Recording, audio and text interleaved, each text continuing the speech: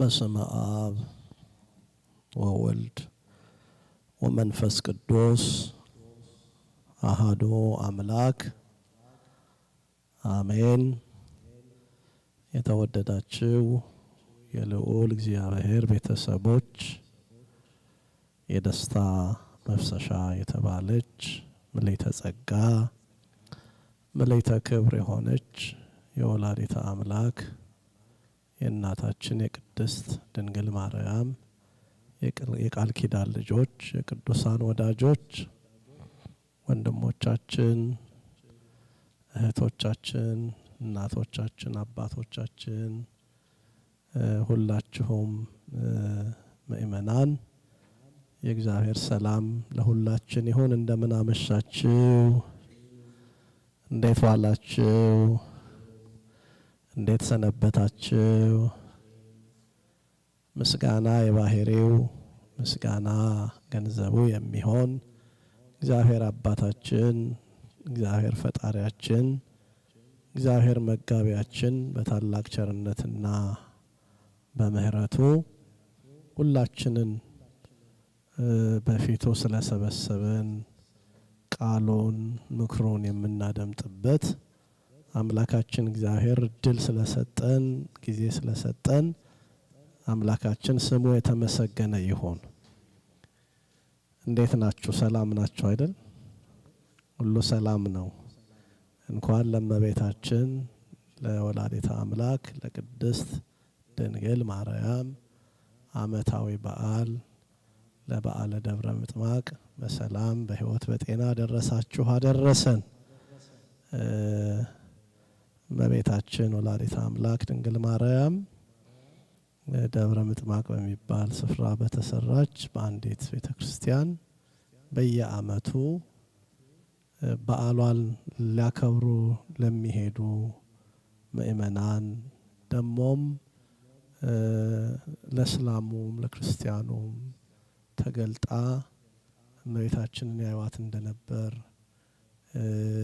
በዚያም ታላቅ ደስታ ያደርጉ ነበር እንደነበር እመቤታችንም ተባርካቸው እንደነበር በታምረ ማርያም መቅደሙ ላይ ተጽፎ እናነባለን። ዛሬ ይሄንን በዓል በደብረ ምጥማቅ መገለጧን የምናስብበት በዓል ነው። የእመቤታችን ፍቅሯ ለሁላችን ይብዛልን። ዛሬ ደግሞ ያው የጀመርነውን የዮሐንስ ወንጌል ጥናታችንን እንቀጥላለን። ባለፉት ጊዜያት በርካታ ክፍሎች አይተናል። ምናልባት ካልተሳሳትኩ ወደ 27 ክፍሎች በዚህ በዩቲዩብ ላይ ፕሌሊስት ውስጥ ተቀምጠዋል ይመስለኛል። እነሱን ጊዜ ስታገኙ እንዳይረሱ ወደ ኋላ እየገባችሁ ማስታወስ መመልከት ቸል አትበሉ። በምዕራፍ 8 ቁጥር 30 ድረስ ባለፈው ጊዜ አይተን ከቁጥር 31 ጀምሮ ያለውን ዛሬ ለማየት ቀጠሮ ይዘን ነው የተለያየ ነው።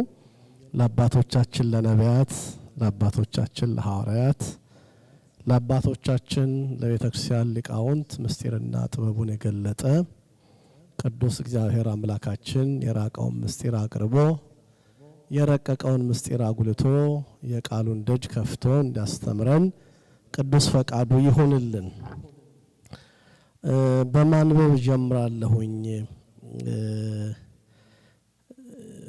ሁሌም እንደምናደርገው በየፓራግራፉ ነው ማነበው።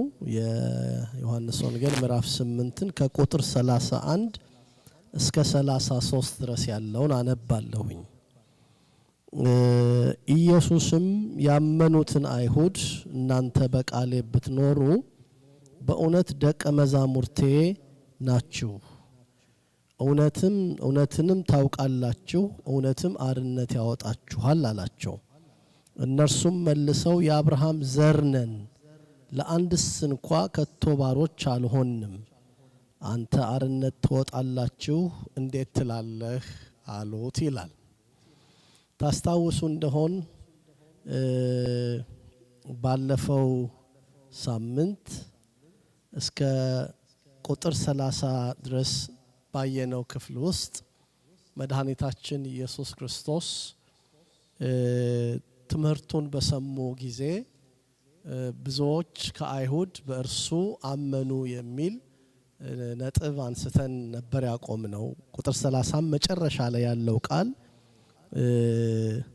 ይህንንም ሲናገር ብዙዎች በእርሱ አመኑ የሚል ነው መጨረሻ ያየነው ነጥብ። ዛሬ ደግሞ እነዚህን ያመኑትን አይሁድ ማለት ምን ማለት ነው? መሲሁ ክርስቶስ የእግዚአብሔር ልጅ እንደሆነ የእግዚአብሔር ልጅ የማርያም ልጅ እንደሆነ ያመኑትን ማለት ነው። አብዛኛዎቹ መሲሁ ይመጣል ብለው ይናገራሉ እንጂ መንደራቸው የተወለደውን በስጋ ማርያም የተገለጠውን መሲህ ወይም ክርስቶስ ምን አላሉም ነበር? አላመኑበትም ወይም አልተቀበሉትም ነበር ብለን በተለይ በንጽጽር ያየናቸው ነጥቦች ነበሩ። ክርስቶስ ሲባል ምን ማለት እንደሆነ አይተናል። ክርስቶስ ማለት የእግዚአብሔር ልጅ ደሞም የድንግል ማርያም ልጅ ሰው የሆነ አምላክ ማለት ነው። ወይም አምላክ ሰው ሆኖ በዚህ ምድር በመገለጡ ፍጹም ሰው ፍጹም አምላክ የሆነው መድኃኔ ዓለም በስጋ ማርያም ሲገለጥ ከተሰጠው የስጋዌ ስሞች አንዱ ክርስቶስ ቅቡ ማለት ነው። ወይም ወልደ አብ ወልደ ማርያም በተዋሂዶ ከበረ ብለን የምንጠራው እሱ ክርስቶስ እንደሆነ አይተናል። ክርስቶስ በዚህ ምድር አምላካችን በተመላለሰ ጊዜ ከተጠራባቸው ስሞች ብለን ስናነሳ ታስታውሱ እንደሆነ የሰው ልጅ ደሞም የእግዚአብሔር ልጅ ተብሎ ይጠራ ነበር። የእግዚአብሔር ልጅ መባሉ ከዘላለም ዘመን በማይቆጠርለት በማይመረመር ልደት ከአብ መወለዱን የእግዚአብሔር ልጅ ያሰኘዋል። ከመቤታችን ከድንግል ማርያም ደግሞ ዘመን የማይቆጠርለት አምላክ ዘመን ተቆጥሮለት በአጭር ቁመት በጠባብ ደረት ተወስኖ ከድንግል ማርያም ከስጋዋ ስጋ ከነፍሷ ነፍስ ነስቶ ወደዚህ ምድር በመምጣቱ በመወለዱ ማን ተብሏል? የሰው ልጅ ተብሏል። ስለዚህ ይሄንን እውነት አምነው የተቀበሉ ክርስቶስ የእግዚአብሔር ልጅ ደግሞ የማርያም ልጅ ወይም የሰው ልጅ ነው ብለው አምነው የተቀበሉ አይሁድ ነበሩ። አብዛኛዎቹ ግን እሱን የዮሴፍ ልጅ ነው ብለው ያስቡት እንደነበረ ባለፉት ጊዜያት በተከታታይ አይተናል። እንደውም እሱ የምናውቀው የአናጢው ወይም የጸራቢው የዮሴፍ ልጅ አይደለም፣ አባቱ ገሌ ወንድሞቹ እነ ያዕቆብ እነ ዮሳ እነ ይሁዳ የሚባሉ አይደሉምን? እንዴት ከሰማይ ወርጃለሁ ይለናል ብለው በተለይ ምዕራፍ 6 ላይ እንዴት ስጋዬን ብሉ ይላል ብለው እንዳሉት ወደ ኋላ ደግሞ የማቴዎስ ወንጌል ምዕራፍ 13 ቁጥር 55ንም ጭምር ያነሳን አምናለሁ። በተከታታይ በዚህ ጥናት ውስጥ የቆያችሁ ሰዎች ክርስቶስ የእግዚአብሔር ልጅ ደግሞ የማርያም ልጅ ወይም የሰው ልጅ ተብሎ እንደተጠራ በጣም በሚያስደንቅ ሁኔታ ራሱ ስለራሱ ሲናገር ሲጠይቃቸው በተለይ ያለፈው ሳምንት ላይ ያየነው ጴጥሮስ የመለሰው በቂሳሪያ የጠየቀው ነገር እሱ ራሱን ማን ብሎ ሲጠራ እናየዋለን። የሰው ልጅ ብሎ ሰዎች የሰው ልጅ ማን ይሉታል ብሎ ራሱን ማን ብሎ ጠራ? የሰው ልጅ አለው። ጴጥሮስ ሲመልስለት ደግሞ ማን አለው? የእግዚአብሔር ልጅ። አያችሁ፣ ጌታ ራሱን ማን ብሎ ጠራ? የሰው ልጅ ብሎ ሲጠራ ጴጥሮስ ደግሞ አንተ ክርስቶስ ወልደ እግዚአብሔር ሕያው፣ አንተ ክርስቶስ የሕያው እግዚአብሔር ልጅ ነህ አለው። ብዙዎች የዮሴፍ ልጅ ለማለት አልተቸገሩም ወይም ደፍሮ ተናግረዋል። የማርያም ልጅ ግን ማለት አልተቻላቸው። እኛ ማነው የእግዚአብሔር ልጅ ማለት አልተቻላቸው። እኛ ክርስቶስ የእግዚአብሔር ልጅ ነው ስንል ደግሞ ማን እንላለን? የማርያም ልጅ ነው እንላለን። አያችሁ አይደለ? ክርስቶስ የእግዚአብሔር ልጅ ነው ስንል ደግሞ ምን እንላለን? የማርያም ልጅ ነው እንላለን። ወይም ፍጹም አምላክ ፍጹም ሰው ነው ብለን ስለ እርሱ እንናገራለንና ይሄን ያመኑትን አይሁድ ያነጋገረበትን ክፍል ነው የምናየው። ከዚህ ነጥብ ጀምረን ነው ጥናቱን ዛሬ የምናስኬደው። ቁጥር 31 ጀምሮ ያለውን እናያለን ማለት ነው። ያመኑትንም ኢየሱስም ያመኑትን አይሁድ እናንተ በቃሌ ብትኖሩ በእውነት ደቀ መዛሙርቴ ናችሁ፣ እውነትም አርነት ያወጣችኋል አላቸው ይላል። በቃሌ ብትኖሩ እኔ ነገርኳችሁን ያስተማርኳችሁን ብትቀበሉት ይሄ የተማራችሁት እውነት ምን ያደርጋችኋል? አርነት ያወጣችኋል ብሎ አላቸው። ይሄን ሲላቸው እነሱ ምን ብለው መለሱለት? እንዲህ አሉት። እነርሱም መልሰው የአብርሃም ዘር ነን፣ ለአንድስ እንኳ ከቶ ባሮች አልሆንም፣ አንተ አርነት ትወጣላችሁ እንዴት ትላለህ አሉት ይላል።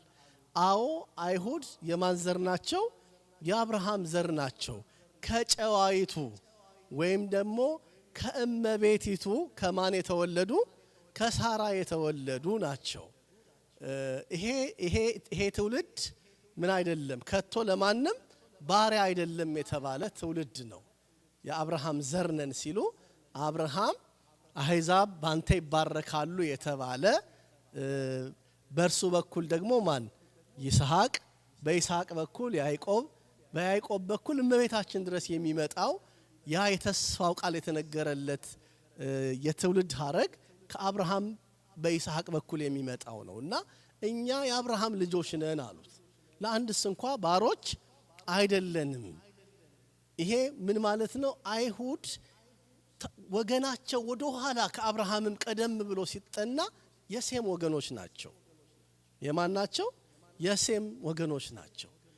በዚህ በኦሪት ዘፍጥረት ምዕራፍ 9 ቁጥር 20 ላይ ትዝ ይላችሁ እንደሆነ ከጥፋት ውሃ በኋላ ኖህ የወይን ጠጅ ጠጥቶ እርቃኑን ሆነ ይላል። ከዛ በኋላ የካም ልጅ ከነአን ነው የከነአን አባት ካም መጥቶ ምን አለ? የአባቱን እርቃን አይቶ ሳቀና ለሴም ለነያፌት ተናገረ። በዚህ ጊዜ ምን አለው እግዚአብሔር? ከነአን ርጉም ይሁን። ከነአን ምን ይሁን? ርጉም ይሁን። በሴም ድንኳን እግዚአብሔር ምን ይበል? ይደር አለ። ዘፍጥረት ምዕራፍ 9 ቁጥር 20 ጀምሮ ነው። ስለዚህ ይሄ የሴም ወገን የአብርሃም ትውልድ ሐረግ የሆነው የተባረከው ሕዝብ የኪዳን ሕዝብ በግዝረት ኪዳን የተሰጠው ሕዝብ ያ ትውልድ ነው የአብርሃም ዘር የሚባለው። ስለዚህ እኛ የአብርሃም ዘር ነን ሲሉ ይሄንን ማለታቸው ነው። እንደውም በኋላ ታያላችሁ እኛ ከዝሙት አልተወለድንም የሚል ቃል ይነግሩታል። ከዝሙት አልተወለድንም ሲሉት ማንን ሊነግሩት እየፈለጉ ነው? አጋርን ሊያስታውሱት እየፈለጉ ነው። አብርሃም ባልተፈቀደ መንገድ ወደ ሳራ ገረድ ገብቶ ወደ አጋር ከአጋር ማንን ተወልዷል? እስማኤል ተወልዷል አይደለ?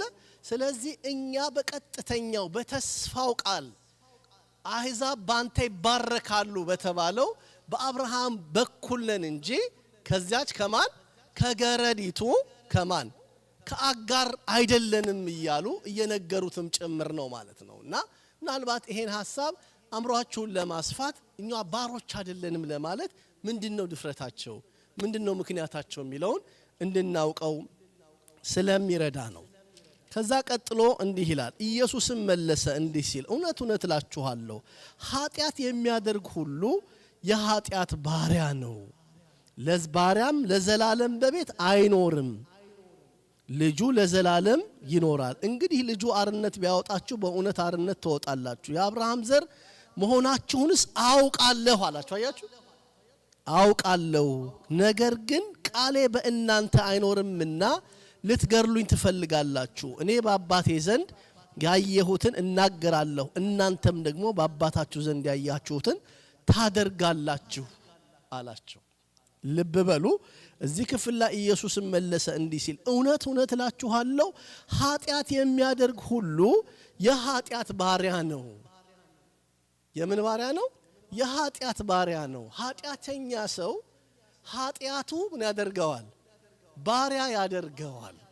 ስለዚህ እናንተን የአብርሃም ዘር በመሆናችሁ ሳይሆን እየከሰስኳችሁ ወይም እየወቀስኳችሁ ያለሁት እኔ ልትገሉኝ ስለምትፈልጉ ቃሌም በእናንተ ውስጥ ስለሌለ በኃጢአታችሁ ምክንያት ምኖች ናችሁ? ባሮች ናችሁ። ምንም እንኳ በስጋ ከአብርሃም ዘር ብትወለዱም በኃጢአታችሁ ምክንያት ምኖች ናችሁ? ባሮች ናችሁ። አንድ ሰው ከብዙ ደጋግ ቤተሰቦች ሊወለድ ይችላል። እነሱን መምሰል ካልቻለ ግን እነርሱ ልጅ ነኝ ወይም የነርሱ ዘር ነኝ በማለት ብቻ ከተጠያቂነት ምን አይልም፣ አያመልጥም። ይሄንን ዮሐንስ መጥምቅ በማቴዎስ ወንጌል ምዕራፍ 3 ቁጥር 8 ላይ ሲያጠምቅ ወደ መጠመቂያው ስፍራ የመጡትን ሰዎች በግልጽ ሲወቅሳቸው አንድ ነገር ተናግሯል። ትዝ ይላችሁ እንደሆነ ምንድነው ያላቸው? እናንተ የፉኝት ልጆች እንግዲህ ለንስሐ የሚገባ ፍሬ አድርጉ። ምሳር ከዛፍ በታች ተቀምጧል፣ ፍሬ የማያፈራ ዛፍ ይቆረጣል እያለ ሲነግራቸው አንድ ቃል በጣም ኃይለ ቃል ተናግሯል። እውነት እላችኋለሁ አትመኩ፣ አትመጻደቁ፣ ለአብርሃም ከነኚህ ድንጋዮች ልጆች ሊያስነሳለት ይችላል። አያችሁ፣ የአብርሃም ዘር ነን ማለታችሁ ብቻ በቂ አይደለም። ማንን መምሰል አለባችሁ? አብርሃምን መምሰል አለባችሁ። እናንተ አባታችሁ ሌላ ነው የምላችሁ የምትመስሉት እሱን ስለሆነ ነው። ሰው አባቱን ነው ምን የሚለው የሚመስለው። ስለዚህ ስለ ክርስቶስ እንኳን ስንናገር በመልክ የሚመስለው በባህሪ የሚተካከለው እያልን እኮ ነው የምንናገረው አይደለ? በቃ እኔ ከአባቴ ዘንድ ነው የመጣሁት፣ ቃሌን ብትሰሙ ያልኳችሁን ብታደርጉ የአባቴን ፈቃድ አድርጋችኋል ማለት ነው እያለ ይላቸዋል። ስለዚህ እነኚህ ሰዎች በስጋ በኩል የመጡበት የትውልድ ሐረጋቸውን ሳይሆን እየነገራቸው ያለው በዋናነት ምናቸውን ነው? አመጻቸውን፣ ቃሉን ለመቀበል ልባቸው ምን አለማድረጋቸው፣ አለመክፈታቸውን፣ አለመታዘዛቸውን ነው። ይሄንን ቃሌን ብትሰሙ የኔ ቃል እውነት ነው፣ እውነት ደግሞ አርነት ያወጣችኋል። ቃሌ ምንድነው? እውነት ነው። ጌታችንም በዮሐንስ ወንጌል ምዕራፍ 17 ላይ ያደረገው ትልቁ ጸሎት ላይ ቃልህ እውነት ነው የሚል ቃል ነው። አያችሁ፣ ቃልህ እውነት ነው። ይሄ ቃል ካላችሁ አርነት ምን ትላላችሁ? ትወጣላችሁ። እውነት የተባለውም ደግሞ በሌላ ስፍራ እሱ ራሱ ነው አይደል እንዴ? እኔ ምንድነኝ ያለው? እውነት ነኝ ያለው። እሱ ያለው አርነት ይወጣል። ወልድ ያለው ሕይወት አለው። ሕይወት እንዲሆንላችሁ እንዲበዛላችሁ መጣው ሚላለ ወደፊት እናያለን። የዮሐንስ ወንጌል ምዕራፍ 10 ላይ ስንደርስ ሕይወት እንዲሆን ደግሞ ምን እንዲል እንዲበዛላችሁም የመጣሁት አለ። ይሄኛውን መድኃኒት ያልተቀበለ ይሄኛውን እውነት ያልተቀበለ ሰው ባሪያ ነው። ባሪያ ደግሞ ለዘላለም በቤት አይኖርም። እንምጣና እሱን እያነበብን እንሄድ። ኢየሱስም መለሰ እንዲህ ሲል እውነት እላችኋለሁ ኃጢአት የሚያደርግ ሁሉ የኃጢአት ባሪያ ነው። ባሪያ ለዘላለም በቤት አይኖርም፣ ልጁ ለዘላለም ይኖራል አላቸው። ያነጻጸረው ሌላ አይደለም፣ ራሱንና እነሱን ነው። ልጅ አይደለም ያለው። ማን ያለው? ቀጥሎ ቃሉን ነው ፈልጋት። ልጁ እግዚአብሔር ይባርክሽ። ልጅ አይደለም የሚለው ልጁ ያለው ማንን ነው? የእግዚአብሔር አብ ልጁ ለዘላለም በጌትነት ይኖራል። ለዘላለም በምን ይኖራል? በጌትነት ይኖራል። እናንተ በልጁ ብታምኑ ልጆች በጌታቸው ቤት እንደሚኖሩ በእግዚአብሔር መንግስት ለዘላለም ትኖራላችሁ። እኔ ግን እነግራችኋለሁ ልጁ ነኝና ልጁ ለዘላለም በጌትነት ይኖራል። ልጁ የዘላለም ጌታ ነው አይደል እንዴ? በቃ ስለዚህ እዚህ ክፍል ላይ በደንብ አሁንም ንባቡ ላይ ተመለሱና ተመልከቱት። እንዲህ ይላል፣ ደግሜ እንድታስተውሉት አደርጋለሁ። ባሪያ ለዘላለም በቤት አይኖርም፣ ልጁ ለዘላለም ይኖራል። እንግዲህ ልጁ አርነት ቢያወጣችሁ በእውነት አርነት ትወጣላችሁ። አያችሁ፣ አርነት የሚያወጣው ማን ነው? ልጁ ነው። ልጁ ነው። የዘላለም ሕይወት ለማግኘት አርነት ለመውጣት በልጁ ምን ማድረግ ማመን ማን እንደሆነ የእግዚአብሔር ልጅ እንደሆነ በአጭር ቁመት ያየ ነው። 30 ዓመት ያልሞላው ወይም 30 ዓመት የሆነው ጎልማሳ መስሎ ያየ ነው። ደም ግባቱን አይተን ጎልማሳነቱን አይተን ያላከበር ነው። እርሱ ከዘላለም የነበረ የማርያም ልጅ እርሱ የማን ልጅ ነው? የእግዚአብሔር ልጅ ነው። ይሄን የእግዚአብሔር ልጅ ማወቅ ነው አርነት የሚያወጣው። ስለዚህ የተወደዳችሁ ምእመናን ሁልጊዜም ቢሆን ስለ መድኃኒታችን ስለ ጌታችን ስለ ተባረከው ተስፋችን ስለ እርሱ ያላችሁ አስተሳሰብ በደንብ በቃ እንትን ይበል በቃ ምንድነው ይበል ግልጥ ይበል። እሱ ምንድነው? የዘላለም አምላክ ነው። የእግዚአብሔር አብ ልጅ የድንግል ማርያም ልጅ ነው። ፍጹም አምላክ የሆነው እሱ ፍጹም ሰው ነው። ዘመዳችን የሆነው ነው።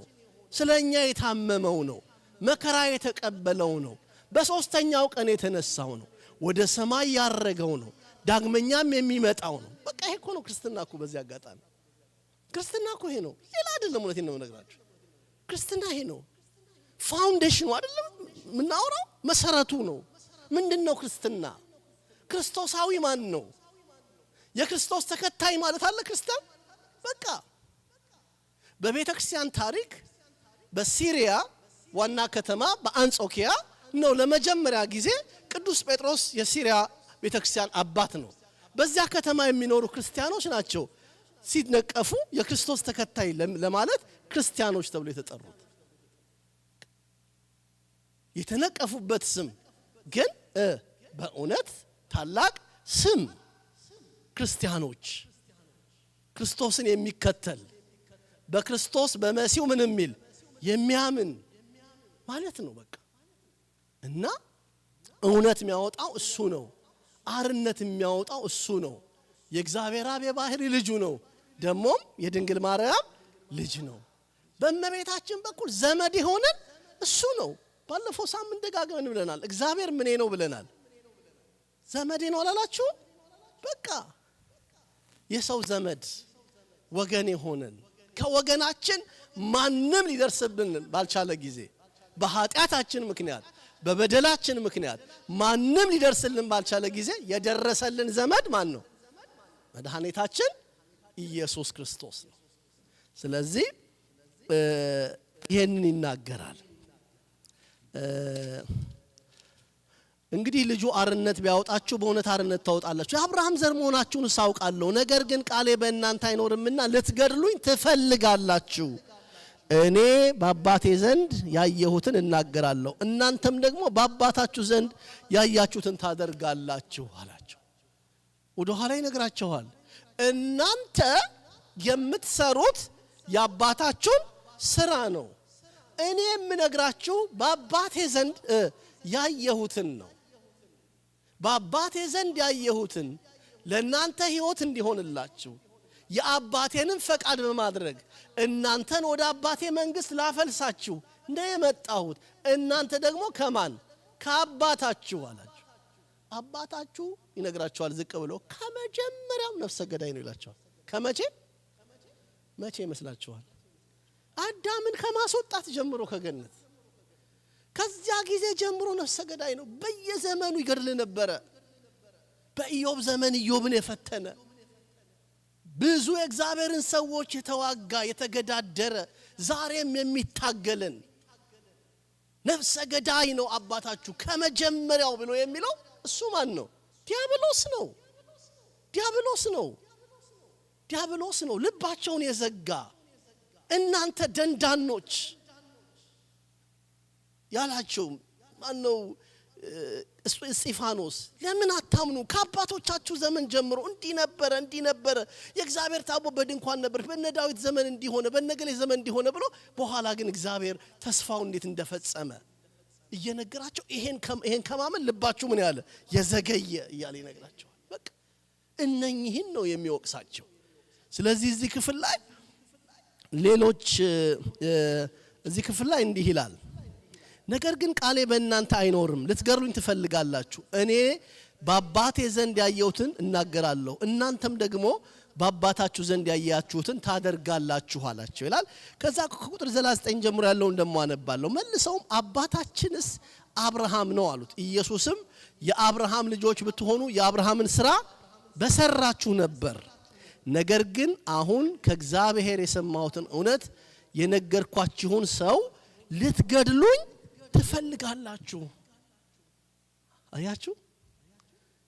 ይሄንን በመካከላችሁ የቆመውን በአጭር ቁመት በጠባብ ደረት የተወሰነው የእግዚአብሔር አብ ልጅ ሆነው የድንግል ማርያም ልጅ ሆነው እኔ ልትገድሉኝ ትፈልጉኛላችሁ። ታዲያ እናንተ የአብርሃም ልጆች አይደላችሁም። አብርሃም መገለጫው አይደለም። አብርሃምማ የኪዳን አባት ነው። አብርሃም ማለት ፓትሪያርክ ማለት ነው። አበ ብዙሃን ማለት ነው። አብርሃም ማለት ነው አበ ብዙሃን የብዙዎች አባት ነው። አብርሃም በእርሱ በኩል ትውልድ እንዲባረክ የተነገረው ሰው ነው። አብርሃም የኪዳን ሰው ነው። አብርሃም በእምነት የሚገኘውን ጽድቅ የተቀበለ ነው።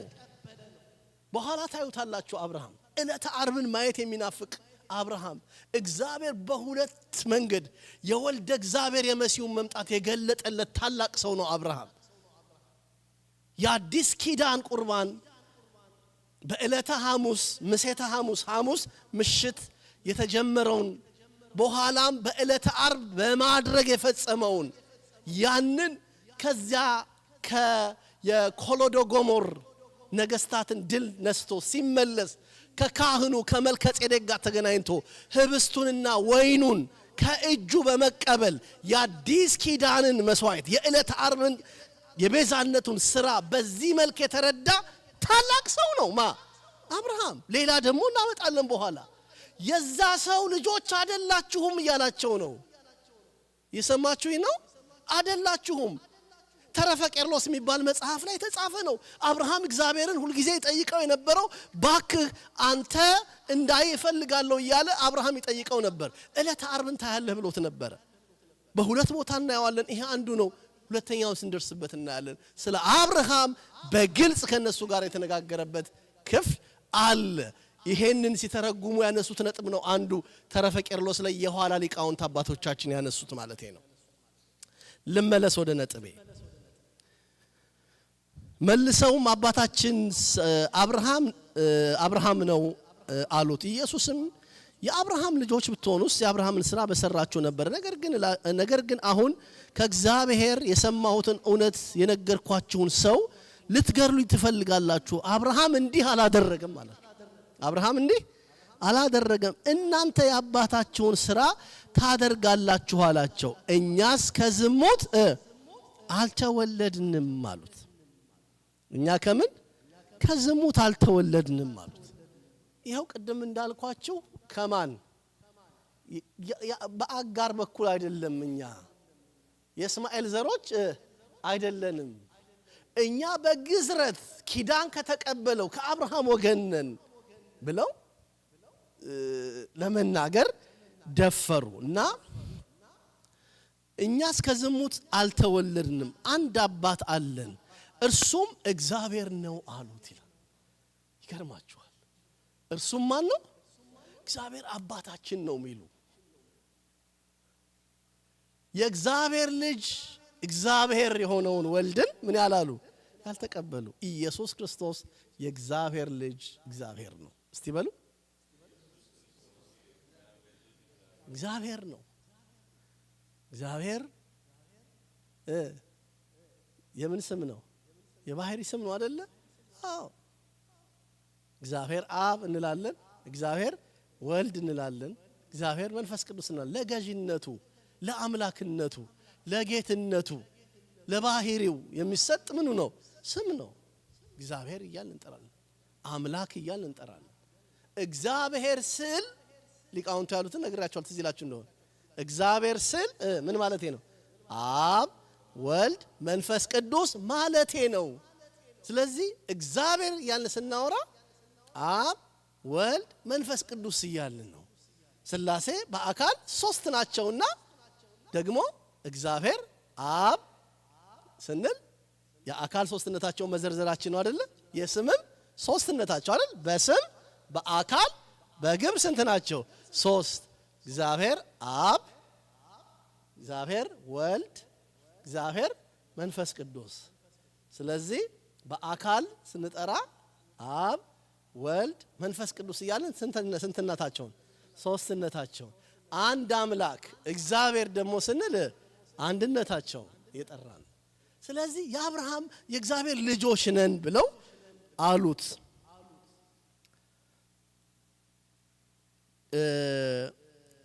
የእግዚአብሔር ልጆች ነን አሉት። ኢየሱስም አላቸው እግዚአብሔር አባታችሁ ከሆነ በወደዳችሁኝ ነበር። ለምን እስቲ አንድ ቃል በጣም በቃ ቦታው ላይ አስገቡ። እስኪ ቦታው ላይ አሁን አስገቡ። እግዚአብሔር አባታችሁ ከሆነ በወደዳችሁኝ እስቲ ትዝ የሚላችሁ እሱ የምወደው እኮ ብሏል አይደለ? እሱ ምን ብሏል? የምወደው ብሏል። የምወደው ልጄ ይህ ነው እርሱን ስሙት ብሏል። በሰማችሁኝ በወደዳችሁኝ ነበር። አያችሁ፣ አልወደዱትም፣ አልሰሙትም። ሊሰሙት ምን አላሉም? አልወደዱም፣ ፈቃደኛ አይደሉም። እንደውም ምን ሊያደርጉት ይፈልጋሉ? ሊገድሉት ይፈልጋሉ። ሊገድሉት ይፈልጋሉ።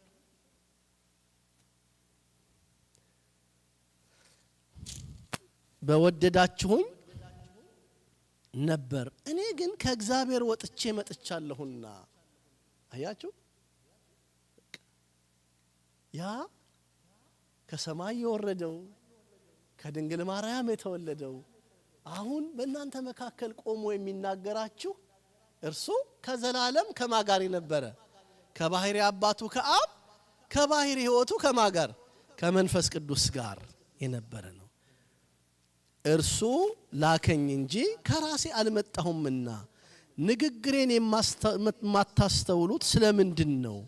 ቃሌን ልትሰሙ ስለማትችሉ ነው። እናንተ ከአባታችሁ ከዲያብሎስ ናችሁ፣ የአባታችሁንም ምኞት ልታደርጉ ትወዳላችሁ። እርሱም ከመጀመሪያ ነፍሰ ገዳይ ነው አላቸው። እሱ ከመጀመሪያ ምንድን ነው? ነፍሰ ገዳይ ነው። ኦሪት ዘፍጥረት ምዕራፍ 3 ቁጥር 1 ጀምሮ ብትሄዱ፣ ኦሪት ዘፍጥረት ምዕራፍ 3 ቁጥር 16 ብትሄዱ፣ መጽሐፈ ኢዮብ ምዕራፍ 1 ቁጥር 6 ብትሄዱ፣ ሉቃስ 22 ቁጥር 3 ላይ ያለውን እና ዮሐንስ 13 27 ያለውን እንደው ለምልክት እናነባለን። ዲያቆን አማረ ዮሐንስ 13 7 ላይ ያለውን ያወጣልናል። ዮሐንስ ወንጌል ምዕራፍ 13 ቁጥር 27 ላይ ያለውን ያወጣልናል። ምን ይላል? የኔ ሉቃስ ወንጌል ነው ማውጣው። 22 ቁጥር 3 ላይ ሰይጣን ከ12ቱ ቁጥር አንዱ በነበረው የአስቆሮቱ በሚባለው በይሁዳ ገባ። ሄዶም እንዴት አሳልፎ እንዲሰጣቸው የካህናት አለቆችና ከመቅደስ አዛዦች ጋር ተነጋገረ። በይሁዳ ልብ የገባው ያኔ ከአዳም ጀምሮ ምን የሚያደርገው የበጎ ነገር ተቃዋሚ የሆነው ሰይጣን ነው። ወደ ማን ልብ ገባ? ወደ ይሁዳ በሉኝ እንጂ ሰይጣን ወደ ማን ልብ ገባ? ወደ ይሁዳ ልብ ገባ። ማንን ሊያስገድል? ኢየሱስ ክርስቶስን። እሱ በገዛ ፈቃዱ ሊሞት ነው የመጣው። ግን ይሁዳ እርሱ ለዚህ ፍጻሜ ለመሆን ልቡን ለሰይጣን ለክፉ ምክር ምን አደረገ? ከፈተ። ወደ ይሁዳ ይሄ ሐሳብ ገባ። ይሁዳን እኮ አእምሮ ጠባይ ሰጥቶት ነው አይደል እንዴ? ልክ እንደ ሌሎቹ ደቀ መዛሙርቱ ምን ያለው ነው? አእምሮ ያለው ነው ይሁዳ። ማስተዋል ያለው ነው። ፈቃድ ያለው ነው ይሁዳ። ፈቃዱን ግን ለምን አዋለው? ለክፉ ምክር አዋለው። እና ያ ከመጀመሪያው ነፍሰ ገዳይ የተባለው ሰይጣን ማለት ነው። እሺ የዮሐንስ ወንጌል ምዕራፍ 13 ቁጥር 27 ቁራሽም ከተቀበለ በኋላ ያን ጊዜ ሰይጣን ገባበት። በጣም ጥሩ። ይሁዳ ቁራሽ ከተቀበለ በኋላ ምን ገባበት? ሰይጣን ገባበት። በቃ ሰይጣን በየጊዜው ምን ያደርግ ነበር? ያስገድል ነበር፣ ይገድል ነበር አይደል እንዴ? በተለያዩ ሰዎች ላይ ያደረ በቃየን ባድሮ ማንን? አቤልን የገደለ። ዛሬም በወንድማማቾች መካከል ደም የሚያፋስስ ክፉ ሐሳብ ወደ ሰዎች የሚያመጣ ማን ነው? ሰይጣን ነው። የተገሰጸ ይሁን በእውነት። አዎ። ስለዚህ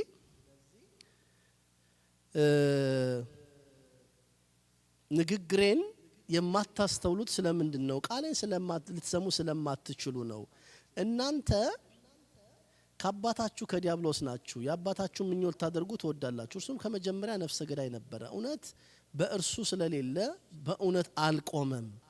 ሐሰት ሲናገር ከራሱ ይናገራል፣ ሐሰተኛ የሐሰትም አባት ነው። አያችሁ፣ ሰይጣን ሐሰተኛ የሐሰት አባት ነው። ሔዋንንም ያታልላት በምንድን ነው? በሐሰት ነው አይደል? በቃ አቡሃ ለሐሰት ነው የሚባለው። የሐሰት አባቷ ነው የሚባለው ማን? ሰይጣን ዲያብሎስ። እርሱ የሐሰት አባት ነውና እኔ ግን እውነት የምናገር ስለሆንኩ አታምኑኝም። ከእናንተ ስለ ኃጢአት የሚወቅሰኝ ማን ነው አላቸው። ስለ እናንተ ከእናንተ ስለ ኃጢአት ምን የሚለኝ የሚወቅሰኝ ንጹሐ ባህሪ ነው። ኢሳይያስ የተናገረው ትዝ ይላችኋል። ጴጥሮስም መልሶ ደግሞታል። ሲሰድቡት አልተሳደበም፣ ምራቅ ሲተፉበት አልዛተም፣ በአፉም ተንኮል የለም አላገኙበትም። በቃ አንደኛ ጴጥሮስ ምዕራፍ 2 ቁጥር 23 20 ጀምሮ አንብቡት። ኢሳይያስ 53 ላይ አንብቡት። ተንኮል የሌለበት በአፉ ክፉ ያልተናገረ ኃጢአት ለባህሪ የማይስማማው ንጹሐ ባህሪ ነው። ስለዚህ ኢየሱስ ክርስቶስ በዚህ ክፍል ላይ ማንነቱን በደንብ ነገራቸው። ከናንተ ስለ ኃጢአት የሚወቅሰኝ ማን ነው? ምን ብለው ይክሰሱት? በየትኛው ይክሰሱት? ወደ ኋላ ጥቂት ስትመለሱ ምዕራፍ 8 ላይ እነሱን ኃጢአታቸውን በግንባራቸው ጽፎ ምን አድርጓቸዋል? አሳፍሯቸዋል አይደለ? በሉ እስቲ ሞክሩ። ከናንተ ስለ ኃጢአት እኔን የሚወቅሰኝ ማን ነው? ማን ነው የሚወቅሰኝ? አያችሁ፣ ይሄን እያላቸው ይቀጥላል።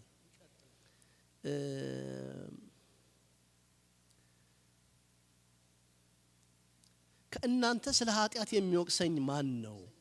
እውነት የምናገር ከሆንኩ እናንተ ስለምን አታምኑኝም አላቸው። እውነት የምናገር ከሆነ ስለምን አታምኑኝም? ከእግዚአብሔር የሆነ የእግዚአብሔርን ቃል ይሰማል፣ እናንተ ከእግዚአብሔር አይደላችሁምና ስለዚህ አትሰሙም አላቸው። በቃ እግዚአብሔር አባታችን ነው እያሉ የሚሉትን እኮ ነው። ሐሰታችሁን ነው። አባታችሁ ማን አይደለም? እግዚአብሔር አይደለም።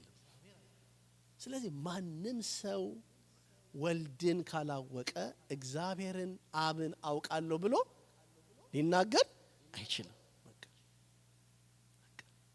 ወልድን ካላወቀ አብን መንፈስ ቅዱስን አውቃለሁ ብሎ ማንም ደፍሮ ሊናገር አይችልም። ስለዚህ አላወቃችሁኝም። ድካም ነው እናንተ የምታደርጉት፣ የምትሰሩት፣ የምትመኩበት፣ የምትደክሙት ነገር ምንድነው? ከንቱ ነው። በጣም ልቤን የሚነካኝ ቅዱስ ጳውሎስ ሮሜ ላይ ስለ አይሁድ የተናገረው ቃል አለ። 2 ክፍሎች ባነብላችሁ። አንደኛው ሮሜ 9 ላይ ነው፣ አንደኛው ሮሜ 10 ላይ ነው። በጣም ነው ልብ የሚነካኝ። ጳውሎስም ስሜቱን የገለጠው ልቡ በምን ማለት ነው? በመነካት ጭምር ነው። እስቲ ሮሜ 9 እና 10ን ላስታውሳችሁ። እንዴት ያለ የተቸገሩ ህዝቦች እንደሆኑ፣ እንዴት ያሉ የተቸገሩ ህዝቦች ወገኖች እንደነበሩ አይሁድ ይናገራል።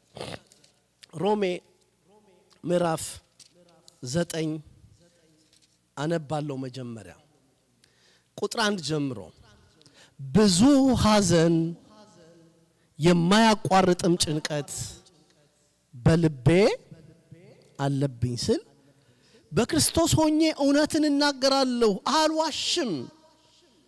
ህሊናዬም በመንፈስ ቅዱስ ይመሰክርልኛል።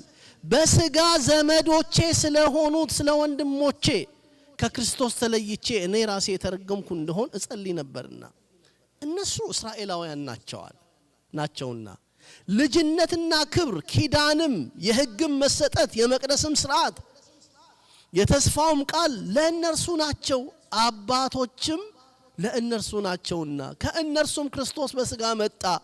እርሱ ከሁሉ በላይ ሆኖ ለዘላለም የተባረከ አምላክ ነው።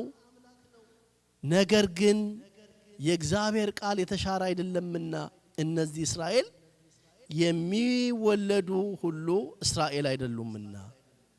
አሁን እነዚህ እስራኤል የሆኑ በስጋ ምን አይደሉም? እስራኤል አይደሉም። ጄኒውን እስራኤል እኔና እናንተ ነን። እሺ ፓስፖርት የላችሁ ማለት አላችሁ እንዴ? እዚህ ውስጥ ያለው አለ እስራኤል። ግን ጄኒውን እስራኤልኛ ነን፣ እውነተኛው እስራኤልኛ ነን።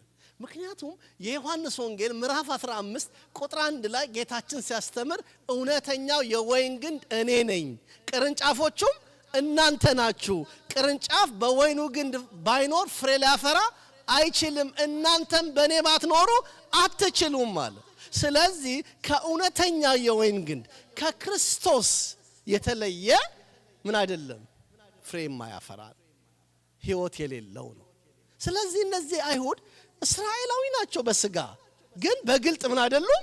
እስራኤላዊ አይደሉም። ማንን ስለማያውቁት? ኢየሱስ ክርስቶስን ስለማያውቁት። ኢየሱስ ክርስቶስ የወይን አረግ ተብሏል። ይሄ የወይን አረግ ከግብፅ እንደመጣ እስራኤል እንደተተከለ ፍሬ ባለማፍራቱ እግዚአብሔር እንዳዘነ መዝሙር 79 ላይ በዘመነ ጽጌ ምስባክ ታስታውሳላችሁ። አጸደ ወይን አፍለስከ እምግብፅ ሰደድከ አሕዛብ ወተከልከ ኪያ እያለ የወይን ተክል ከምን አመጣ? ከግብፅ አመጣ። ጠላቶቹን አባረህ እሱን ተከልከው። በኋላ ግን ሆምጣጣ አፈራ።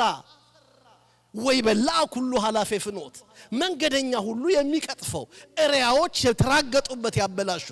ትንቢተ ኢሳይያስ ምዕራፍ 5 ላይ ለወዳጄ በኮረብታማ ስፍራ ላይ የወይን ቦታ ነበረ ያለው። ያ የወይን ቦታ በለስሙንቱ ቤተ እስራኤል የወይን ቦታ የተባለ እስራኤል በቃ አያችሁ፣ ፍሬ ያላፈራው ከግብፅ ባርነት ያመጣው ደሞም ስደተኛው የነበረው ክርስቶስ ወደ ግብፅ የሄደው ከግብፅ የተመለሰው በቃ ያ እስራኤል ምን አላደረገም? ከእውነተኛው ግንድ ከክርስቶስ ጋር ምን አላደረገም? አልተጣበቀም፣ አላፈራም። እየሰማችሁኝ ነው? አዎ ግልጽ ነው ግን ማውራው አይደለ? አዎ አይሁዳዊ ናቸው ግን በግልጥ ምን አሉም?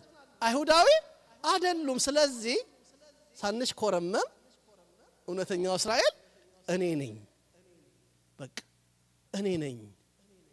ከወይኑ ግንድ ምን ያልኩትኝ የተጣበቅኩት ከርሱም የተነሳ ምንም አደርገው የማፈራው አንዱ ይሄ ነው።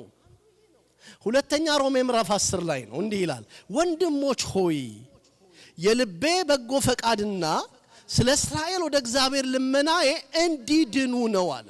ሰማችሁኝ? ወንድሞች ሆይ የልቤ በጎ ፈቃድና ስለ እስራኤል ወደ እግዚአብሔር ልመናዬ እንዲድኑ ነው። በእውነት አይቅኑ እንጂ ለእግዚአብሔር እንዲቀኑ እመሰክርላቸዋለሁና። እግዚአብሔርን ይፈልጋሉ እኮ ብዙ ስርዓት ያደርጋሉ። ታውቃላችሁ አይደለ?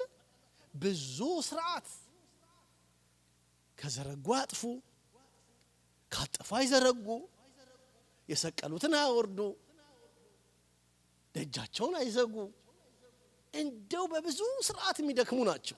በእውነት አይቅኑ እንጂ ለእግዚአብሔር እንዲቀኑ እመሰክርላቸዋለሁና። የእግዚአብሔርን ጽድቅ ሳያውቁ የራሳቸውን ጽድቅ ሊያቆሙ ሲፈልጉ ለእግዚአብሔር ጽድቅ አልተገዙም።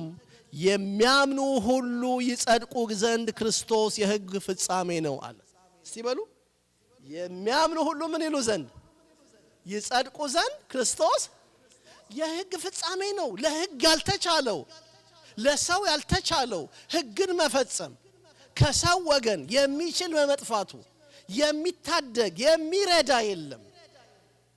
ከመላእክት ወገን ቢሆን ከሰው ወገን ቢሆን ማንም ሰው የሰው ልጅ ሊደርስለት ባለመቻሉ ሰው በእግዚአብሔር ፊት ምን መሆን ጻድቅ መሆን ባለመቻሉ ሕግ ደግሞ በባህሪው 9 ከ10 ስለማይሰጥ አይደለ? 10 ተጠይቆ አንዱን የሳተ ውጤቱ 0 ነው። በአንዱ የበደለ በሁሉ በደለኛ ነው የተባለ ሰው በእግዚአብሔር ፊት ንጹህ ባልሆነ ጊዜ ፈጻሜ ሕግ ክርስቶስ መጣ። ሰዎች ሁሉ አምነው ይጸድቁበት ዘንድ ክርስቶስ የሕግ ሁሉ ፍጻሜ ነው። በቃ ጽድቃችን የሆነው በቃ በማን ነው? በኢየሱስ ክርስቶስ። አዎ በቃ ሕግ በሙሴ ተሰጠ ካለ በኋላ ትዝ ይላችኋል። ጸጋና እውነት ግን በክርስቶስ ሆነ። ይሄ ጸጋ የሆነው በእግዚአብሔር ችሮታ በኢየሱስ ክርስቶስ ቤዛዊ መስዋዕትነት ከርሱ በሆነው ደግነት የተገኘውን ምን ይላል? ጸጋ አለ። በቃ እግዚአብሔር ከሁላችን ጋር ይሁን። ከዛ ቀጥሎ ወደ ንባቡ ልመለስ።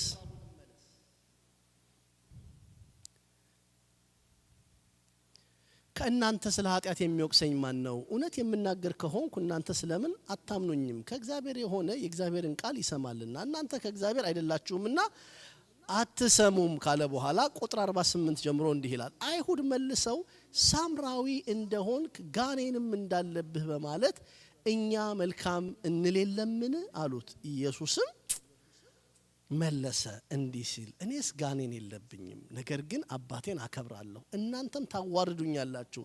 እኔ ግን የራሴን ክብር አልፈልግም፣ የሚፈልግ የሚፈርድም አለ እና እውነት እውነት እላችኋለሁ ቃሌን የሚጠብቅ ቢኖር የዘላለም ሞትን አያይም አላቸው ይላል።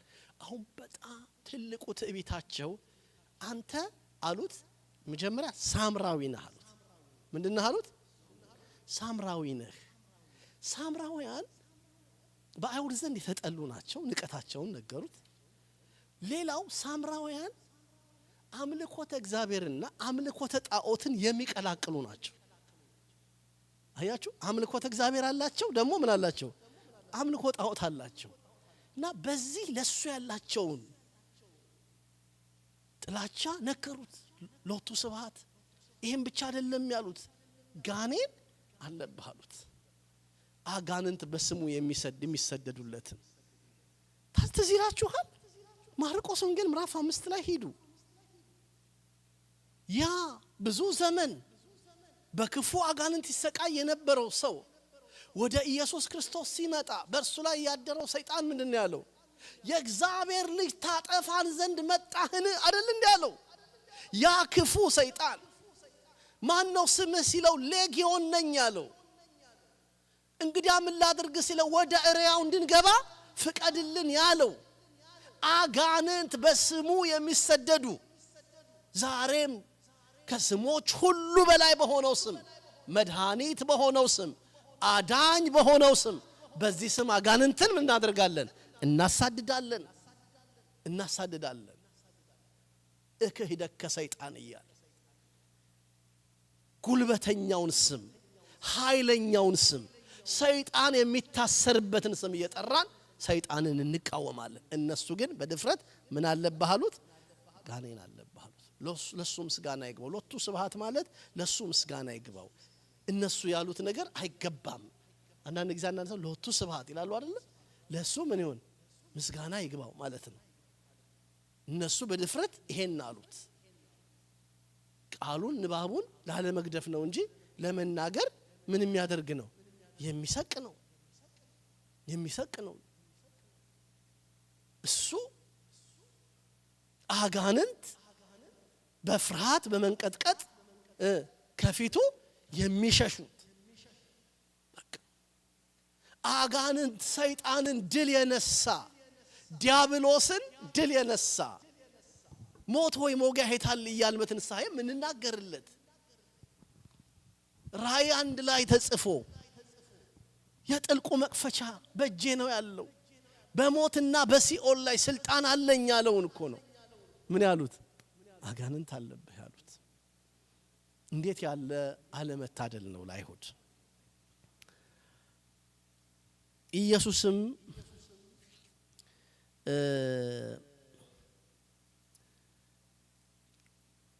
እኔስ የለብኝም፣ ነገር ግን አባቴን አከብራለሁ፣ እናንተም ታዋርዱኛላችሁ። እኔ ግን የራሴን ክብር አልፈልግም፣ የሚፈልግ የሚፈርድም አለ። እውነት እውነት እላችኋለሁ ቃሌን የሚጠብቅ ቢኖር ለዘላለም ሞትን አያይም። ቃሉን የሚጠብቅ ለዘላለም ምን አይም? ሞትን አያይም። ምክንያቱም ሕይወት ማን ስለሆነ? እሱ ስለሆነ። ሕይወትን የሚሰጥ እሱ ስለሆነ ሞትን ምን አይልም? አያይም። አይሁድ ጋኔን አለብህ አሁን አወቅን አሉ። ተመልከቱ፣ ጋኔን አለብህ መቼ አወቅን? ምን ስላለ ነው? በእኔ የሚያምን ምን አይልም? ሞትን አያይም። በጣም ተልካሾች ናቸው። እንዲህ ያሉ ደካሞች ናቸው። ስለ ስጋ ሞት ነው የሚያስቡት እነሱ። አያችሁ፣ እርሱ በእርሱ የሚያምን ሰው የዘላለም ሞት አያይም ነው ነገሩ እኮ አይደል እንዴ? የዘላለም ሞት አያገኘውም ነው። እነሱ እንዴት ትላለህ እነገሌም ሞተዋል ሊሉት እኮ ነው። እንመጣበታለን። ግልጽ ነው። ማን ነው? ሴተ ማርያም አይደለ? አዎ ሕይወት አይደለ? አዎ በእርሱ የሚያምን ቃሉን ሰምቶ የሚያደርግ የሚታዘዝ ሰው ምን አያይም? ሞትን አያይም። የትኛውን? ሁለተኛውን ሞት። በቃ ይሄ በስጋ የምንሞተው ድልድይ ነው አይደለ የምንለው? መሸጋገሪያ ነው የምንለው አይደለ? በቃ ግን ዳግም ሞት እንዳያገኘው እነሱ አሁን አወቅን፣ አሁን እርግጠኛ ሆንን አሉ። እንዴት ሲባሉ የሚያወሩትን ነገር ስሙ። እንግዲህ አብርሃምስ እንኳ ሞተ ነቢያትም አሉት። ማን ሞተ? አብርሃም እንኳን ትልቁ አባት ፓትርያርክ የተባለው አበ ብዙሃን የተባለው የእስራኤል መመኪያ። እስራኤል እኮ ሙሴን ነቢያቸው፣ አብርሃም አባታቸው ነው አይደል እንዴ? አዎ ስለ ሙሴ ስለ አብርሃም እስራኤል ተናግረው አይጠግቡ። ዛሬም እውነት ነው። አብርሃም በእስራኤል ዘንድ ታላቅ አባት ነው። ሙሴም በእስራኤል ዘንድ ታላቅ ነቢይ ነው። እውነት ነው። ግን እነሱ ምን አሉት? አብርሃም እንኳ ሞተ ነቢያትም አሉት። አብርሃም ሞተ ነቢያትም አንተም ቃሌን የሚጠብቅ ቢኖር ለዘላለም ሞትን አይቀምስም ትላለህ። በውኑ አንተ ከሞተው ከአባታችን ከአብርሃም ትበልጣለህን አሉት። አያችሁ፣ በስጋ ማርያም ተገልጦ ቢያዩት፣ በአጭር ቁመት በጠባብ ደረት ተወስኖ ቢያዩት ከማን ትበልጣለህ አሉት? ከአብርሃም።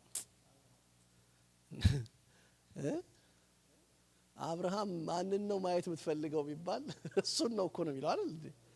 አብርሃም የሚመኘው፣ አብርሃም ለማየት የሚናፍቀው፣ ሙሴ ለማየት የሚናፍቀው ነግራችኋለሁ አይደል? እግዚአብሔርን ከቶ ያየው የለም አንድስ እንኳን የሚለውን ስንማር ዮሐንስ 1:18 ሙሴ እግዚአብሔርን ለማየት የነበረው ጉጉት አይደል? ወደ ተራራው ወጣለሁ፣ ድምጽህን ሰማለሁ አለ። ነጎድጓድ ይሆናል፣ ጢስ ይሆናል፣ ጭጋግ ይሆናል፣ ከታላቅ ብርሃን እካፈላለዋል። ሙሴ እኮ ተራራ ላይ ወጥቶ ሲሄድ ቆዳው እንደ ብርሃን እያበራ ነው የሚወርደው። ግን እግዚአብሔርን በዛ ውስጥ አያየውም ነበር። እማውራ ገብታችኋል? ሙሴ እግዚአብሔር ተራራው ጋር ሲጠራው ሲወጣ ጭጋግ ይሆናል፣ ነጎድጓድ ይሆናል። የእግዚአብሔር የክብሩ ብርሃን በሙሴ ላይ ያርፋል። ሙሴ ፊቱ ይለወጣል። እንደ ብርሃን እያበራ ሲወርድ ህዝቡ ይፈሩና ተገልበብለነ ሙሴ ተገልበብለነ ሙሴ ይሉታል። ሙሴ ተሸፈንልን አንተን ማየት አልቻልንም ይሉታል። ሙሴ ግን ተራራ ላይ ወጥቶ እግዚአብሔርን አይቶት አልመጣም። አይገርማችሁ? እስመ ብዙሃን ነቢያት ፈተው ይርአዩ አንትሙ ዘትሬዩ ወኢሪዩ አይደለም ይለው። ብዙ ነቢያት ያዩ ዘንድ ተመኙ ወደዱ፣ ምን አላሉም? አላዩም።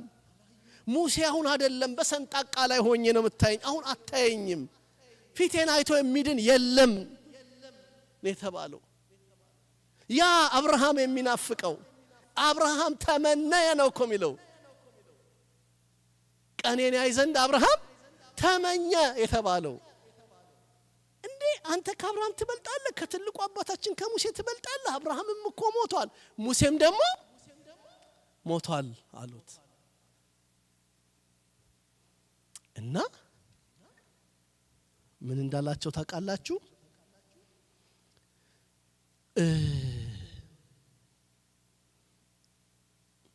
አብርሃምስ እንኳን ሞተ፣ ነቢያትም አንተም ቃሌን የሚጠብቅ ቢኖር ለዘላለም ሞትን አይቀምስም ትላለህን? በእውኑ አንተ ከሞተው ከአባታችን ከአብርሃም ትበልጣለህን? ነቢያት ሞቱ፣ ራስህን ማንን ታደርጋለህ አሉት ይላል። እነ ሙሴ እኮ ሞተዋል። እስራኤል በጣም የወዱት ሙሴ የመቃብሩን ስፍራ እግዚአብሔር በጥበብ ሰውሮባቸው በናባው ተራራ የቀረው ሙሴ እንኳን ትልቁ አባት ምን ብሏል? ሞቷል። አንተ ከሙሴ ትበልጣለህ፣ ከትልቁ አባታችን ከአብርሃም ትበልጣለህ አሉት። ከዛ ትልቅ ነገር ነገራቸው፣ የሚያስደነግጥ ቃል እንዲህ አላቸው፣ ራስህን ማንን ታደርጋለህ? ኢየሱስም መለሰ አለም እኔ ራሴን ባከብር ክብሬ ከንቱ ነው፣ የሚያከብረኝ እናንተ አምላካችን የምትሉት አባቴ ነው። አያቸው፣ ደስ አይልም? እና መጽሐፍ ቅዱስ እኮ እንደው ያልተብራራልን ነገር ግልጥ ሲያደርግ እናንተ ምናችን የምትሉት አባቴ ነው አላቸው። አያችሁ፣ ኢየሱስ ክርስቶስ እኛ አምላኬ ነው ምንለው እሱ ምን ይለዋል? አባቴ ነው ይለዋል። የባህሪ አባቱ ነው። በቃ የባህሪ አባቱ ነው። እርሱ አባቴ ነው። አላወቃችሁትም፣ እኔ ግን አውቀዋለሁ። አላውቀውም ብል እንደ እናንተ ሐሰተኛ በሆንኩ ነው። ዳሩ ግን አውቀዋለሁ፣ ቃሉንም እጠብቃለሁ። አባታችሁ አብርሃም ቀኔን ያይ ዘንድ ሐሴት አደረገ፣ አየም ደስም አለው። ሰማችሁ? አባታችሁ አብርሃም ቀኔን ያይ ዘንድ ምን አለ? ተመኘ፣ አየ። እንዴት ነው ነገሩ? መቼ ነው ያየው? ለአይሁድ ይሄ ምንድን ነው? ከባድ ነገር ነው አይደል? ምክንያቱም አይሁድ መንፈሳዊ ልብ የላቸውም። ልባቸው አለት ነው። የሚፈልግ ልብ የላቸውም። እና በጣም ደነገጡ። ምን አሉ? አየም ደስም አለው ሲል አይሁድም ገና 50 ዓመት ያልሆነህ አብርሃምን አይተሃልን አሉት። ስንት ዓመት ያልሆነ? ምክንያቱም 30 ዓመት ነው በስጋ ማርያም ተገልጦ። ገና 50 ያልሞላ ያኔ ከ1000 ዓመት በፊት የነበረውን አባታችን አብርሃምን እንዴት አየኸው? እንዴት አየኸው? አብርሃምን አይተሃልን አሉት። ኢየሱስም እውነት እውነት እላችኋለሁ አብርሃም ሳይወለድ እኔ አለሁ። እርፍ በቃ እርፍ አይደል? በቃ ከዚህ በኋላ ምን ያስፈልጋል? ምን መዳረቅ ያስፈልጋል? በቃ ይሄን መቀበል ካልፈለጉ ከዛ ከቃሉ አደባባይ ጥሎ መሄድ ነው አይደል እንዴ? በቃ ይሄ ነው። አብርሃም ሳይወለድ እኔ አለሁ አላቸው። ስለዚህ ሊወግሩት የሚገርም እኮ ነው። መሄድ ነው ስል እነሱ አረ የምን መሄድ ሊወግሩት ድንጋይ ያነሱ። ኢየሱስም ተሰወራቸው፣ ከመቅደስ ወጥቶ በመካከላቸው አልፎ ሄደ። አብርሃም ሳይወለድ እኔ አለሁ አላቸው። መቼ? ከዘላለም አብርሃም ቀኔን ያይ ዘንድ ተመኘ። መቼ? አየ። መቼ? ደስም አለው። መቼ? ቅድም ይሄ ኦሪት ዘፍጥረት 14 ላይ ያለውን ነገርኳችሁ። አሁን ዘፍጥረት 22 ላይ ልመልሳችሁ። አብርሃም አንድ ቀን እግዚአብሔር አብርሃምን ይፈትነው ዘንድ መጣ። አብርሃም አብርሃም ሆይ አለው። አብርሃም የሚገርማችሁ በስተርጅና ያገኘው ልጅ ነው። በምን በስተርጅና ያገኘው ልጅ ነው። ሳራም ሸምግላ እድሜዋ ገፍቶ ያገኘችው ልጅ ነው። በመጽሐፍ ቅዱስ ብቸኛ የሞተችበትን አመት ከሴቶች ቆጥሮ የሚናገረው የሳራን ነው። 127 አመት ሲሆናት ሞተች ይላል ሳራን። እና በስተርጅና ያገኙት ልጅ አለ። የኪዳን ልጅ አይሆንም ባሉበት ሰዓት እግዚአብሔር የሰጣቸው ልጅ አለ። ለነማ ለነ አብርሃም ለነ ሳራ። ታዲያ አንድ ቀን መጣና እግዚአብሔር አብርሃም አብርሃም ሆይ የምትወደውን አንድ ልጅህን ይስሐቅን ምን አድርግልኝ? እስቲ እነኚህ ሶስት ቃላት ያዙልኝ። የምትወደውን አንድ ልጅህን ይስሐቅ። አብርሃም አንድ ልጅ ብቻ ነው ያለው? አረ ሁለት ብቻ። ከጡራ ከምትባል ከገረድ ወደ 6 ልጅ ወልዷል አብርሃም። አዎ ወደ ዘፍጥረት 25 ላይ ሄዱ። አዎ አብርሃም ይስቃሉ ልጆች። እግዚአብሔር ይባርካችሁ። እና አብርሃም ይስሐቅን ወልዷል፣ እስማኤልን ወልዷል፣ ከኬጡራም ምን ብሏል? ወልዷል። እንደው ወደ ኋላ ያለውን ተውና አብርሃም ሆይ የምትወደውን ስንት ልጅህን? አንድ ልጅህን። በቃ አንድ ልጅህን በኪዳን ያገኘኸውን በመሐላ ያገኘኸውን ትወልዳለህ ተብለህ ምን ያልከውን የወለድከውን አንድ ልጅህን ሰዋልኝ አለው። አብርሃም ደነገጠ፣ ተጨነቀ።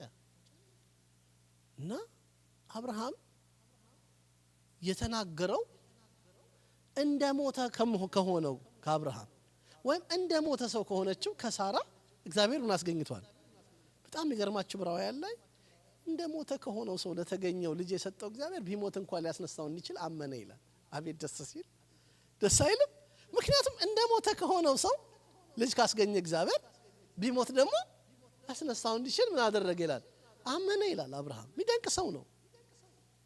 አብርሃም ብዙ ጥያቄ መጠየቅ ይችላል እግዚአብሔርን። አንድ ልጁን የሰዋ ማን ነው? ገብቷችኋል? አልሰማሁም። ልጁን መሰዊያ ላይ አቅርቦ ከዚህ በፊት የሰዋ ማን ነው? እንዴትስ የነገርከኝን ነገር ረሳኸው? በልጅህ አሕዛብ ይባረካሉ እኮ ያልከኝ ልጄ ነው። ዘርህን እንደ ሰማይ ከዋክብት እንደ ምድር አሸዋ አበዛለሁ ያልከኝ ልጄ ነው። እንዴት ነው ይሄን አንድ ልጅህን ምን አድርግ ሰዋ? ግን አብርሃም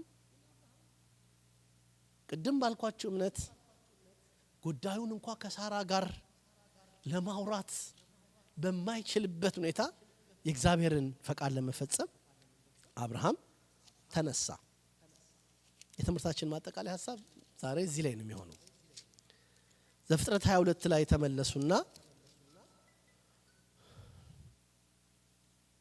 አንብቡ።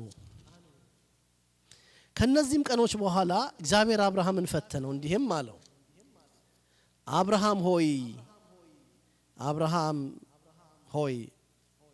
አብርሃምም እነሆ አለ፣ የምትወደውን አንድ ልጅህን ከዛ ይስሐቅን ይዘህ ወደ ሞሪያ ምድር ሂድ፣ እኔም በምነግርህ በአንድ ተራራ ላይ በዚያ መስዋዕት አድርገህ ሰዋው አለው። አብርሃም በማለዳ ተነስቶ ይላል ተነሳ። 3 ቀን ሄደው። አብርሃም ስንት ቀን?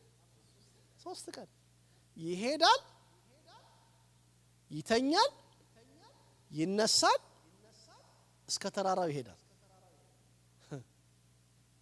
ወዲያው ማድረግ እኮ ግልግል ሊሆን ይችላል። በየዕለቱ እያሰበው ነው የሚሄደው። ማንን? የይስሐቅን ሞት እያሰበ ነው የሚሄደው። የይስሐቅን ሞት እያሰበ ነው የሚሄደው። ይስሐቅን ይዞት ይሄዳል። ሳራ ምን ትል ይሆን እያለ ያስባል፣ ይጨነቃል። አንድ ልጁን ይዞ እያደረ እየተነሳ ይሄዳል። አብርሃም በኋላ በእግረ ደብር ሲደርሱ፣ በተራራው እግር ስር ሲደርሱ ጥያቄ ተነሳበት። ምን የሚል? ይስሐቅ ጠየቀ፣ አባቴ ቢላዋ ይኸው፣ መረብረቢያው እንጨቱ ይኸው፣ የመስዋዕቱ በግ ወዴት አለ ሲል፣ አብርሃም የእምነት ሰው አይደለ? እግዚአብሔር እስቲ በሉ እስቲ እግዚአብሔር ያዘጋጃል ብሎ እስቲ በቃ አንዳንድ ጊዜ ከባድ ነገር ሲገጥምባችሁ ምን ትላላችሁ? እግዚአብሔር ያዘጋጃል። በቃ እግዚአብሔር ያዘጋጃል። አብርሃም ከሱ አቅም ከሱ ዕውቀት በላይ ነው። የሰጠው እግዚአብሔር ነው ምን ያለው ያዘዘው። እግዚአብሔር ያዘጋጃል እያለ አብርሃም ከይስሐቅ ጋራ ወደ ተራራው አጠገብ ደርሶ ሎሌዎቹን አህያውን በእግረ ደብር ትቶ ይስሐቅን አሸከሙ። ይስሐቅ ምኑን ተሸክሞ? እንጨቱን ተሸክሞ ወዴት? ወደ ተራራው ወጡ። ወደ ተራራው ወጡ። ከዛ በኋላ አብርሃም ልጁ ይስሐቅን ለማረድ ቢላዋውን አነሳ። ልጁን በዚያ በመሰዊያው እንጨት ላይ አጋደመው ይላል።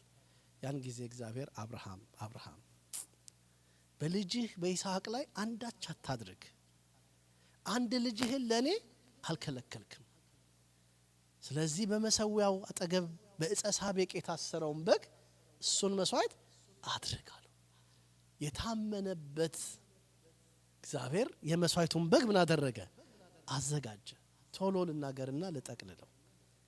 አብርሃም የእግዚአብሔር አብ ምሳሌ ነው። አብርሃም የማን? የእግዚአብሔር አብ ምሳሌ ነው። እግዚአብሔር አብ አንድ ልጁን ለመስጠት ያራራ። ሮሜ 8 ላይ ትዘላችኋል። አንድ ልጁን ለሞት አሳልፎ ለመስጠት ያራራ፣ ይልቁንም እንዴት ሌላውን ነገር ሊሰጠን አይችልም እያለ ይናገራል። አብርሃም ልጁ ይስሐቅን እንደሰጠ እግዚአብሔር አብ ልጁን ለሞት ምን አደረገ? ሰጠ አይደል እንዴ? ዮሐንስ 3:16 ላይ በእርሱ የሚያምን የዘላለም ሕይወት እንዲኖር እንጂ እንዳይጠፋ እግዚአብሔር አንድ ልጁን እስኪሰጥ ድረስ ዓለሙን እንዲሁ ወዷል። አብርሃም ልጁ ይስሐቅን በመስጠት እግዚአብሔርን መውደዱን አሳይቷል። ስለዚህ የእግዚአብሔር ምሳሌ ይስሐቅ የአዳምም የጌታም ምሳሌ ይሆናል። የማን ምሳሌ? የአዳምም። የመስዋዕቱን ቢላዋ ማን እንጨት ተሸክሞ ወደ ተራራው መውጣቱ ለአባቱም መታዘዙ የማን? የእግዚአብሔር ወልድ የኢየሱስ ክርስቶስ ምሳሌ ነው። አለመሰዋቱና በይስሐቅ ፈንታ ማን? ያ የዕፀ ሳቤቁ በግ መታረዱ የይስሐቅ ሞት ሳይሆን የማን ሞት ነው? መፍትሄ የመጣው የክርስቶስ ሞት ነው። ያ የዕፀ ሳቤቁ የጌታ ምሳሌ ነው። በቃ ዕፀ ሳቤቅ የተባለች እመቤታችን፣ በዕፀ ሳቤቅ የታሰረው በግ ጌታችን ነው። ስለዚህ አብርሃም በዚያን ዕለት ምን አደረገ? በእምነት ልጁን አቀረበ። በልጁ በይስሐቅ ፈንታ የዕፀ ሳቤቁ በግ ተገኘ። አብርሃም ይስሐቅን በህሊናው ሰውቶታል። አብርሃም ይስሐቅን በምኑ? በቃ ይስሐቅ አለመሞቱ ወልደ እግዚአብሔር ምን አለን? ሞቶ አልቀረም አይደለ? በሶስተኛው ቀን ተነስቷል። በአብርሃም ህሊና ግን ምን ብሏል? ተሰውቷል ይስሐቅ። በቃ ስለዚህ ይስሐቅ ድንቅ እግዚአብሔር ማን አብርሃም ድንቅ አባት ነው። ቀኑን ያይ ዘንድ ምን ያለ የተመኘ፣ ከዛም ምን ያለ ያየ። በዚህ አጋጣሚ አብርሃም 5 አዕማደ ምስጢራትን የተማረ ሰው ነው። ስንቱን? ስንቱን? አንደኛው ምንድነው? አምስቱ አዕማደ ምስጢር በቀደም ተከተል ንገሩኝ። አንደኛው ምንድነው? ምስጢረ ሥላሴን ዘፍጥረት 18 ላይ በቤቱ ማንን ተቀብሎ? ሥላሴን ተቀብሎ ምን ያደረገ? ያስተናገደ ነው። ማን? አብርሃም። ምስጢረ ሥላሴን ቀጥሎ ደግሞ ምስጢረ ስጋዌን አይደለ? ምስጢረ ስጋዌን የዕፀ ሳቤቁን በግ ምን ማለቱ? ማየቱ። ዮሐንስ መጥምቁ አይቶ እነሆ የእግዚአብሔር በግ እንዳለ ባንተ ልጅ አይደለም የሚድነው በዕፀ ሳቤቁ ነው በታሰረው በግ ነው ብሎ የዕፀ ሳቤቁን በግ ማየቱ ምኑን? ምስጢረ ስጋዌን። እሺ ከዛ ምስጢረ ቁርባን። ምስጢረ ቁርባን ምስጢረ ቁርባን ቅድም ባየነው ክፍል ላይ ከማጋ ከመልከ ጼዴቅ ጋር በተገናኘ ጊዜ ህብስተ አኮቴትና ጽዋ በረከትን ምን ማድረጉ? መቀበሉ። ከማን? ከመልከ ጼዴቅ። መልከ ጼዴቅ የማን ምሳሌ ነው? የክርስቶስ ምሳሌ ነው። አንተ ካህኑ ለዓለም በከመ ሲመቱ ለመልከ ጼዴቅ የተባለ። እሺ ከዛ ጥምቀት አይደል? ግዝረት የምን ምሳሌ ናት? የጥምቀት ምሳሌ ናት። ምሳሌውን ምን ያለ ያየ ነው።